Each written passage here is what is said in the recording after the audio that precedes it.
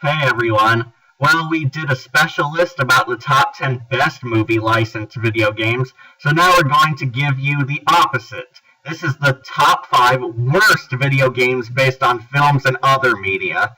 There will be no honorable mention at the end of this list since there are too many bad licensed games out there based off of movies and, whatever.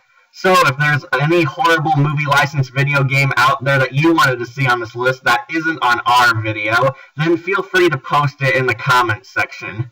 So let's begin. Number 5, Catwoman. Yes, there was actually a game based on one of the worst supervillain films of all time. As if the game's piss-poor graphics didn't make you want to hurl, the game has bad camera control, bad voice acting, totally simplistic combat that feels more like a chore to play through, and even worse, it carries on the incredibly stupid story that the film had and tried to explain all the weird things that happen in the movie. To rub salt in the wounds, Catwoman is voiced by professional voice actor Jennifer Hale. Yes, that Jennifer Hale. Looks like she won't be adding this role on her acting resume.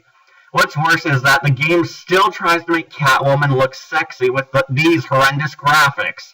I suddenly feel sick, so let's move on to our next game.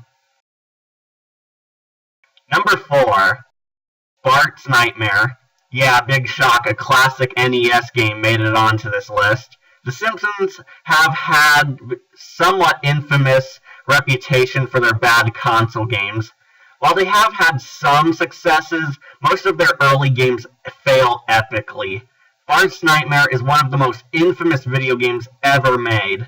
The game has clunky controls, a limited number of levels, a difficulty that seems like it's on Nintendo Hard whenever it feels like it, boring levels that just drag on and on for what feels like an eternity, and enemies that drain Bart's life almost instantly. As far as I know, the game does a bad job at teaching players to get used to these gameplay mechanics, so good luck figuring it out in a few seconds since enemies will jump you every second to start and kill you. The story is Bart needs to finish his homework assignment, but what do you know, he fell asleep. So Bart goes into the dream world to take on multiple challenges so he can collect some missing pages on his homework. And if you catch them all, then Bart passes his class, and if you don't, he fails. Like how he always does in Simpsons.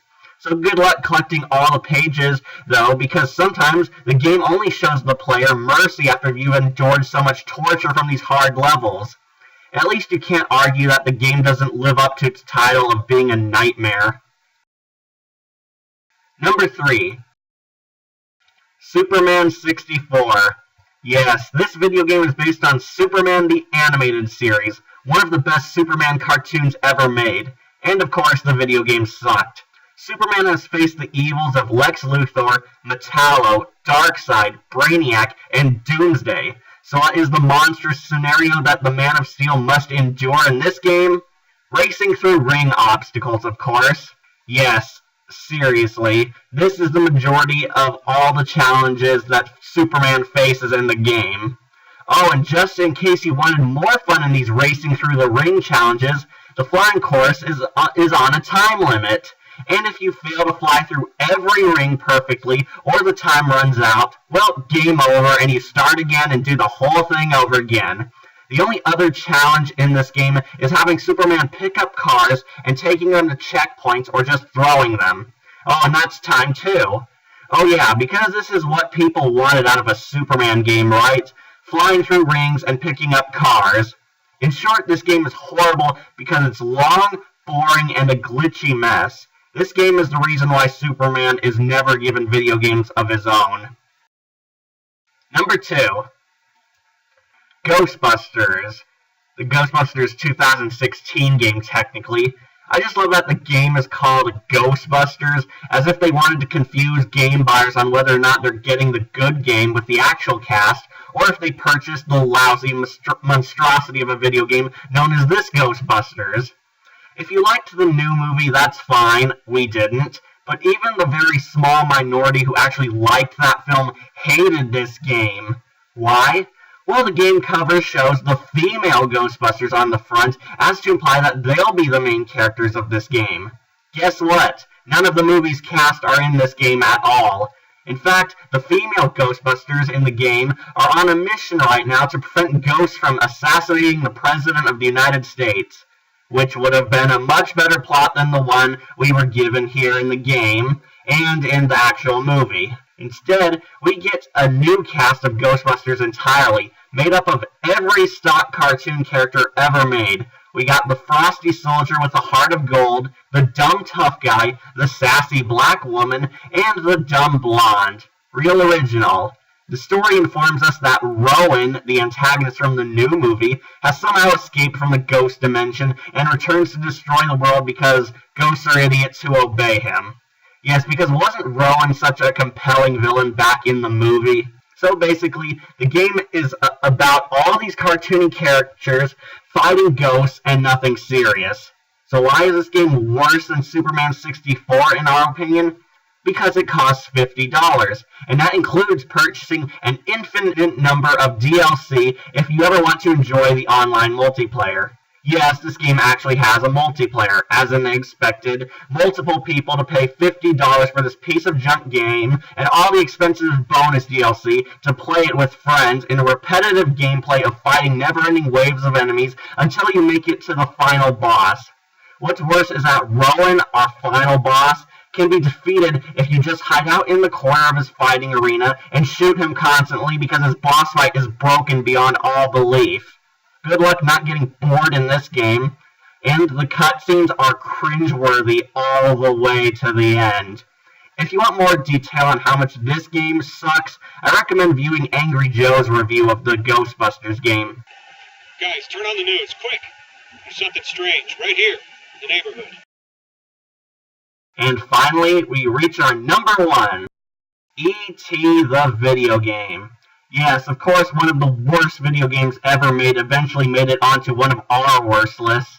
For those of you who don't know, E.T. is considered the worst video game ever made because of its horrendous design, repetitive gameplay, and sheer boring adventure that feels like an eternity to complete because the gameplay gets repetitive after 10 minutes. E.T. is stranded on Earth where he meets Elliot, just like in the movie. Does Elliot help our beloved alien? Of course not. Instead, Elliot does absolutely nothing but stand there, give exposition, if little, and lets us do all the work in the game to get E.T. back home. The only two enemies in this game are a scientist and an FBI agent who want to capture E.T. You can't fight them at all and simply have to run away every time they show up. E.T. heals himself by collecting Reese's Pieces. No, seriously, because product placement. So what's your end goal in the game? You have to get E.T. to phone home by traveling around the map, finding phone pieces in pits. The big obstacle is that the entire map has nothing but wells and pits and holes all over it. So you have to check every one of those pits if you want to collect Reese's Pieces to heal your health or phone parts. And good luck trying to get out of those pits too, because sometimes getting out is impossible thanks to E.T.'s only abilities being jumping and wobbling. It's so bad because it's totally boring and a real chore to play through. And the game has tons of padding to make it seem like it's longer than it actually is. It didn't help that this game first came out on Christmas back in the 80s, so naturally some poor saps bought this for their kids and learned too late that they wasted all their money. Rumor has it that the developers were so ashamed of this awful game that they gathered all E.T. games they ever produced and buried them in a desert in New Mexico. Yes, it is that horrible. Thank you for watching. Remember to like, comment, and subscribe, or just tune in for more videos posted here on Wolf and Friends Gaming. Goodbye.